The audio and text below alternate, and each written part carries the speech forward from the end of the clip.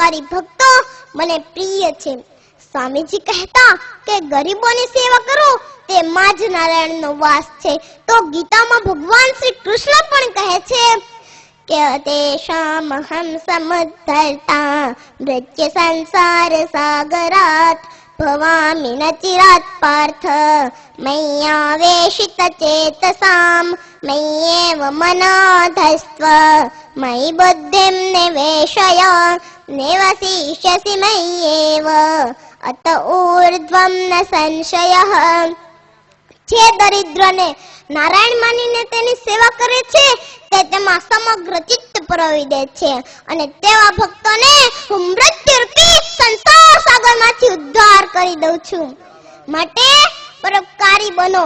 સાચી કેળવણી તો તે છે કે જે માનવીને પોતાના પગ ઉપર ઉભો રહેતા શીખવે છે, જે અભ્યાસથી ઈચ્છા શક્તિનો પ્રવાહ તથા અભિવ્યક્તિ નિયંત્રણ હેઠળ લાવી શકાય તથા ફળદાયી બનાવી શકાય તે છે કેળવણી.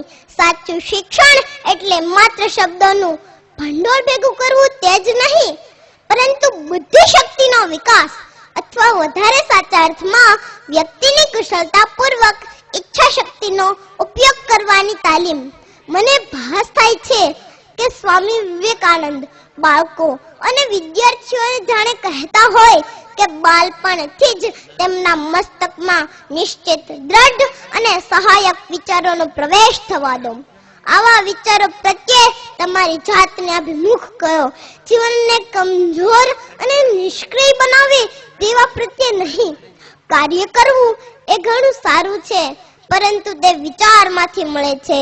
માટે મગજને ઉન્નત વિચારોથી સર્વોચ્ચ આદર્શોથી ભરી દો. તેમને હંમેશ તમારી દ્રષ્ટિ સમક્ષ રાખશો તો જ તેમાંથી મહાન કાર્યોનો જન્મ થશે.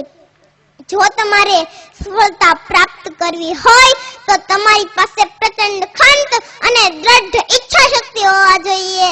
ખંતેલો માણસ કહે છે હું સાગરને પી જઈશ, મારી ઈચ્છા થતા વેત પર્વતો કકડ ભૂસ થતા તૂટી પડશે. આવા પ્રકારની શક્તિ પ્રાપ્ત કરો, આવા પ્રકારની ઈચ્છા શક્તિ દાખવો. જો તમે પુરુષાર્થ કરશો તો જરૂર તમે જઈને પામી શકશો. આપણે જાણીએ છીએ કે અત્યારે જંક ફૂડનો જમાનો ચાલે છે. જંક ફૂડ ખાનારને જોઈને સ્વામીજીનું આત્મા કેટલો દુઃખી થતો હશે. ભારતના 21મી સદીના યુવાનોને જંક ફૂડ ખાતા જોઈને તમે કઈ વિચાર્યું?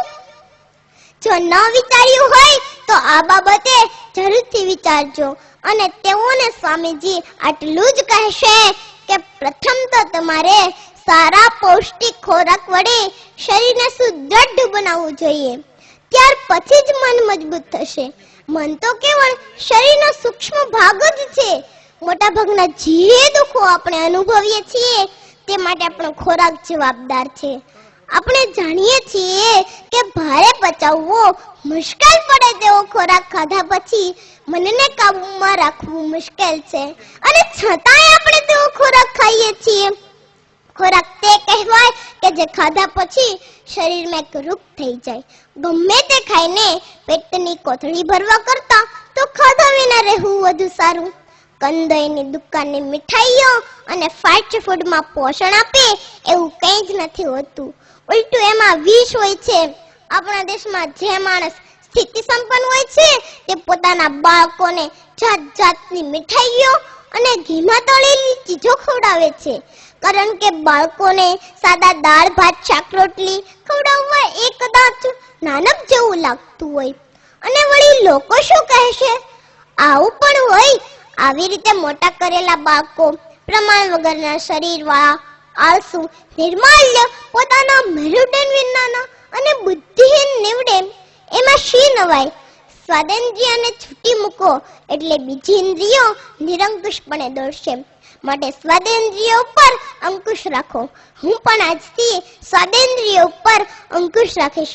અને ઇન્દ્રિયો વિશે ભગવાન શ્રી કૃષ્ણ ગીતામાં કહે છે કે સંનિયન્યેન્દ્રિય ગ્રામમ સર્વત્ર સમબુદ્ધયઃ તે પ્રાપ્નુવન્તિ મામેવ સર્વભૂતહિતે રતાઃ. ઇન્દ્રિયોને કાબૂમાં રાખીને જે કાર્ય કરે છે તે સફળ થાય છે. મન બુદ્ધિથી પર થઈને જે કામ કરે છે તે પરોપકાર છે. બીજાની સેવા તે જ ભક્તિ છે. પરોપકાર તે જ ભક્તિ છે. ઇન્દ્રિયોને કાબૂમાં રાખીશું તો મન એકાગ્ર થશે અને મન એકાગ્ર થાય ત્યારે ધારેલા બધા જ કાર્યો પાર પડે છે. ઉઠો, જાગો અને જય પ્રાપ્તિ સુધી મંડ્યા રહો.